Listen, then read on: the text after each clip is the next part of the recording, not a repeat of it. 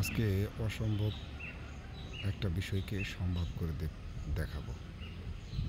যে চিত্রটা দেখতে পাচ্ছেন সেটা মূলত এখান থেকে 10-11 কিলো দূরে একটি এখানকার এলাকার উঁচু পাহাড়। এটা খাগড়াছড়ি জেলার সদর এলাকার একটি পাহাড়। আজকে সেই পাহাড়ের উপর রোদ পড়েছে, দূর থেকে দেখা যাচ্ছে, সেটা আমি আপনাদেরকে দেখাবো। তো আমি ক্যামেরাটা জুম করে একটু কাছে নিয়ে আসতেছি। কেমন হয় চিত্রগুলো সেটা বলবেন আপনারা। আমি শুধু কাছে টেনে নিয়ে আসছি। আস্তে আস্তে আস্তে আস্তে এলাকাগুলো, এখানে বেশ কয়েকটি পাড়া আছে এবং আপনার কি বলে মানুষের জীবন ব্যবস্থা এখানে আছে, অনেক বাড়িঘরও এখানে আছে। আমি দেখাচ্ছি, আপনারা একটু খেয়াল করলে দেখতে পারবেন। ওই দেখেন, সাদা যেটা ছোট ছোট ফোঁটার মতো দেখা যায়, সেগুলো তো মূলত টিনের বাড়িঘর এবং পাহাড়ের উঁচু বয়ে এগুলো রাস্তা।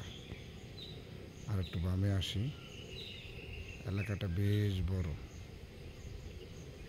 আসলে এত দূরের চিত্র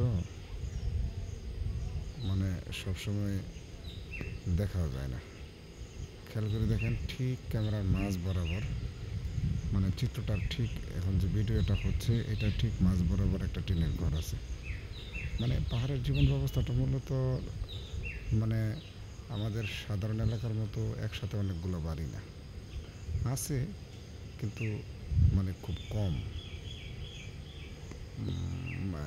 এছাড়াও আছে বাড়িঘর, মানে রোদটা পড়ে নাই, স্পষ্ট দেখাও যায় না, আর দূর থেকে এতটুকু বোঝাও যায় না।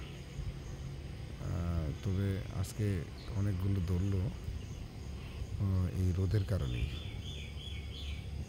আপনাদের কাছে কেমন লাগছে আমি জানি না, তবে আমি চেষ্টা করছি মানে ফুটিয়ে তোলার জন্য।